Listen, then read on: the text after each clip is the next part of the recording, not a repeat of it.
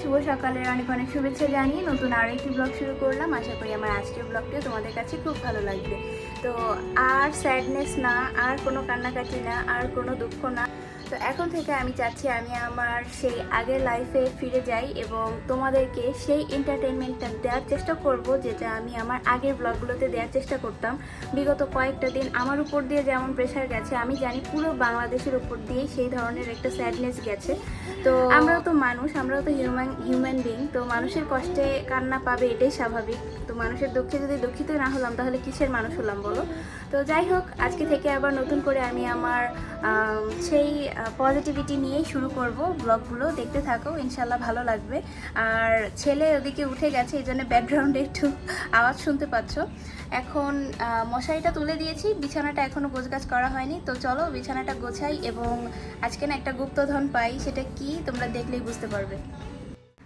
তো আপুরা ক্যামেরার সামনে ভয়েসটা দিয়েছি তখন তো আর বুঝতে পারিনি। তারপর হচ্ছে বেশ অনেকক্ষণ পর দুপুরের দিকে আমি চেক করলাম কি যে আমার মাথার চুলের ওই উপরের অংশটা কেমন যেন একটা চেরাবেড়া হয়ে আছে। মানে আমার দেখার পরে এত হাসি পাচ্ছিল যে ওই যত বেশি পরিপাটি হয়ে আসার চেষ্টা করি সেদিনই তত বেশি গড়বড় হয়ে যায়। তো যাই হোক, এরপর হচ্ছে তোমার বিছানাটা সুন্দর করে গোছগাছ করে ঝাড়ু টাড়ু দিয়ে নিচের ফ্লোরটা ঝাড়ু দিয়ে একদম পুরো ফ্ল্যাটটা টিপটপ করে গুছিয়ে নিলাম। আর এরপর হচ্ছে ছেলেকে হাত মুখ ধুয়ে দিলাম। আর এখন হচ্ছে ওকে একটু মুখটা মুছিয়ে দেব।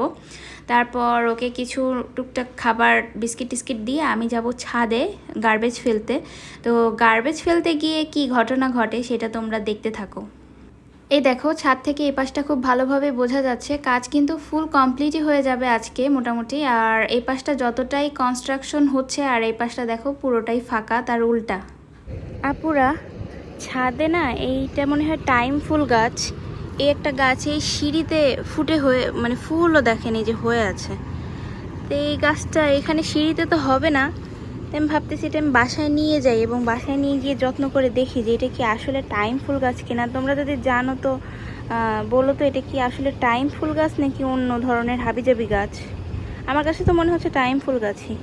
তো এটাকে বাসায় নিয়ে গিয়ে সুন্দর করে একটা টবের ভিতরে লাগাবো।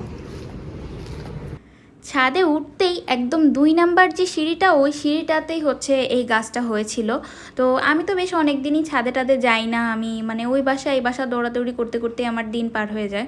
তো হঠাৎ করে আজকে ছাদে গিয়ে দেখি কি যে বেশ অনেকটাই বড়, কিন্তু গাছটা দেখলে তোমরা হয়ে গেছে। তো কেন যেন খুব মায়া লাগছিল যে এই সিঁড়িতে তো জীবনে ওই গাছ হবে না। তো আমি আমার বাসায় নিয়ে গিয়ে লাগিয়ে দেখি যে এটা কি টাইম ফুল গাছ কিনা। আর তোমরা তো দেখলেই প্লিজ একটু কমেন্টে জানিও তো এটা কি টাইম ফুল গাছ কিনা। আমার তো কেন যেন মনে হচ্ছে যে এটা হয়তো ওই ফুল গাছই হবে। তো এদিকে দেখো আমি নিচে একটা নতুন বাটি বের করে ওটাতে মাটি ভরে নিয়ে যাচ্ছি।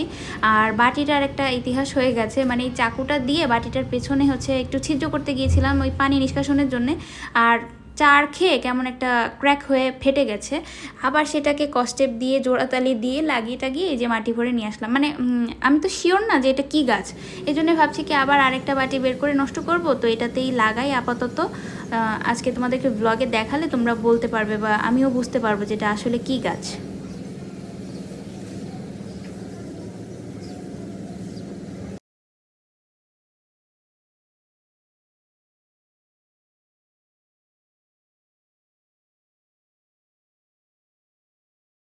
তো এরপর চলে আসলাম সকালের ব্রেকফাস্ট বানাতে।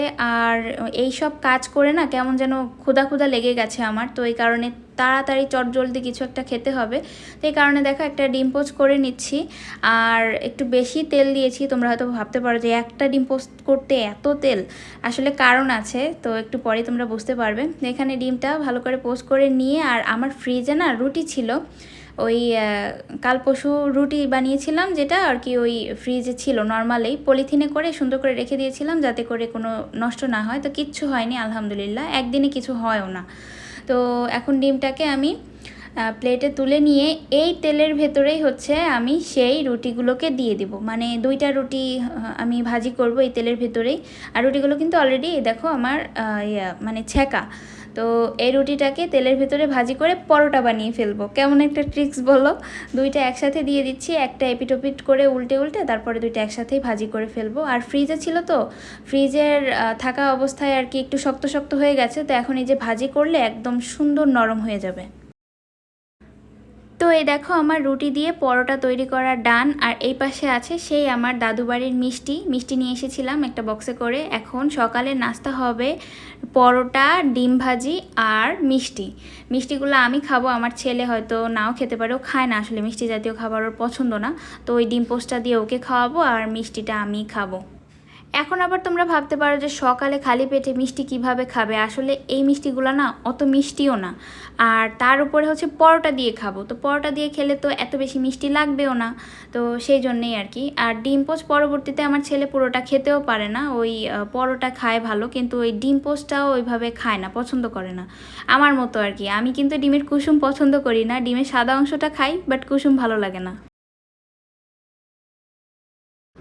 ওঠো, নাও।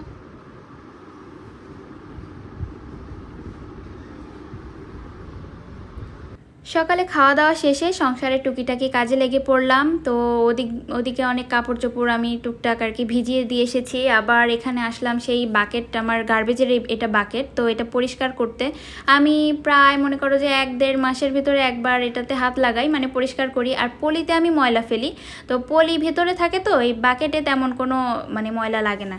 যেহেতু শখের জিনিস, আমি নিজে পছন্দ করে কিনেছি, তো সেইভাবেই রাখার চেষ্টা করি। তো এখন এটাকে ভালো করে ধুয়ে টুয়ে আমি হচ্ছে একটু ভুট করে রাখবো এক জায়গায়। তো ভুট করতে গিয়ে আমি মানে এটাকে রাখতেই পারছিলাম না, বারবার শুধু পড়ে যাচ্ছিল। তো তারপরে যে ওই পাশে যে একটা ট্যাপ আছে কল, ওইখানে আর কি একটু ঠ্যাক দিয়ে তারপরে রেখে দিয়েছি। আর এটা ধোয়ার পর কিন্তু আমি হাত পা খুব ভালো করে পানি দিয়ে ধুয়ে টুয়ে তারপরেই বের হয়েছি। আর এরপর বেশ কিছুক্ষণ ধরেই আমি ভিডিও এডিট করছিলাম। তো আজকে যে ভিডিওটা গেল সেটা তো এডিট করতে হবে, সেটাই এডিট শেষ করে তারপর হচ্ছে গোসলটা সেরে নিলাম। আর সেই সাথে যে কাপড় চোপড়গুলো ভিজিয়েছিলাম সেগুলোকে ধুয়ে দিলাম, মানে আমার ওই বাচ্চার টুকিটাকি প্যান্ট গেঞ্জি এইসব। তো এগুলোকে ধুয়ে নেড়ে টেড়ে তারপর হচ্ছে এখন যাব দুপুরের খাওয়াটা খেতে। আর দুপুরে খাওয়া নিয়ে কোনো ঝামেলা নেই, কারণ আমার ফ্রিজে অলরেডি অনেক রান্নার তরকারি ছিল, তো ওগুলো শেষ করতে হবে। শেষ না করলে তো আর শুরু করা যায় না, তাই না বলো?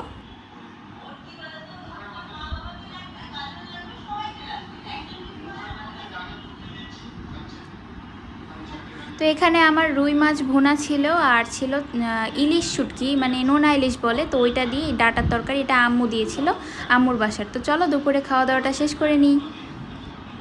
আম্মু, ইসমা, মাহিরা সব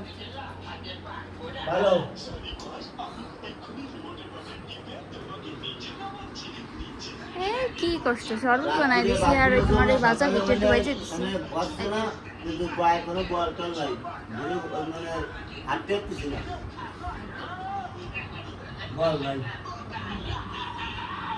তো আপুরা, কালকে আমি আর আমার বড় ছেলে এই বাসায় এসেছিলাম। আর তোমাদেরকে বলেছিলাম যে আমার ছোট ছেলে আজকে চলে আসবে, তো চলে এসেছে। সাথে আমার আম্মু, তারপর আমার ছোট বোন, আর আমার ওই গ্রাম থেকে যে চাচা এসেছে উনি, এরা সবাই চলে আসছে। আর একদম মাগরিবের আজান যখন দিয়েছে তখন এই বাসায় ঢুকেছে।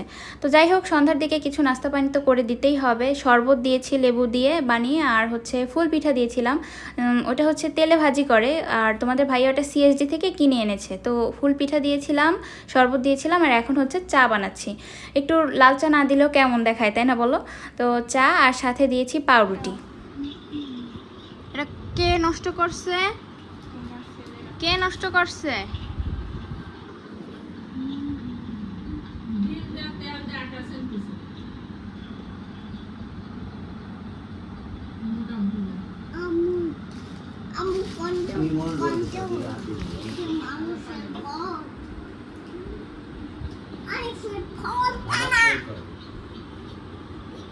তো মেহমানরা নাস্তা পানি খেয়ে চলে গেছে, আর এদিকে দেখো দিন রাত কাজ চলছে। আর এটা কিন্তু রড কাটছে, আর রড কাটার আওয়াজ তো কেমন হয় তোমরা জানোই। যদিও আমার থাই গ্লাসের জানালা, তবুও আওয়াজটা আসছিল। আর এই কারণেই না আমি ফ্রন্ট ক্যামেরায় ভয়েস দিতে পারছিলাম না, কারণ ব্যাকগ্রাউন্ডে যদি এরকম একটা কড়কড় আওয়াজ হয় তাহলে কি ভয়েস দেওয়া যায় বলো? তো আপুরা, দেখতে দেখতে পুরোটা দিনের ব্লগই আজকে তোমাদের সাথে শেয়ার করলাম। আর তোমাদের কাছে আমার জানার আছে ওইটা কি টাইম ফুল গাছ কিনা, প্লিজ একটু কমেন্টে জানিও। যদি হয় তাহলে তো আমি কি বলবো, খুব ভালো করে যত্ন নিব এবং চেষ্টা করবো এই গাছ থেকে ফুল ফোটাতে এবং পুরো ঝাঁকড়া একটা গাছ বানাতে। আমি যদিও অনেক গাছ প্রেমী, গাছ আমার খুব ভালো লাগে, কিন্তু 2টা বাচ্চা হওয়ার পর থেকে না আসলে ওই গাছ টাছ আমি রাখতে পারি না, কারণ ওরা ওইটা ছিঁড়ে ফেলে, নষ্ট করে ফেলে। তো এই হচ্ছে সমস্যা। তো এখন আবার একটু বড় হচ্ছে ওরা, তো চেষ্টা করব টুকটাক গাছপালা লাগানোর জন্যে। আর হচ্ছে এখন অন্য কালার ড্রেস দেখতে পাচ্ছ, আসলে কি রাতে আমি ঘুমানোর আগে একটু কমফোর্টেবল ড্রেস পরার চেষ্টা করি। তো দ্যাট ইজ ইট, আজকের মতো ব্লগটা এখানেই এন্ড করছি। তোমাদের কাছে কেমন লাগলো আজকের ব্লগ অবশ্যই জানিও। যদি ভালো লাগে do like share and subscribe. তোমরা কিন্তু ভিডিও দেখো অনেকেই, বাট লাইক করতে ভুলে যাও, তাই মনে করিয়ে দিলাম। সো প্লিজ কিছু মনে করো না। যদি ভালো লাগে do like share and subscribe. ইনশাল্লাহ দেখা হবে আগামীকাল। সে পর্যন্ত সবাই সুস্থ থাকো, ভালো থাকো, আমার জন্য দোয়া করো। আল্লাহ হাফেজ, আসসালামু আলাইকুম।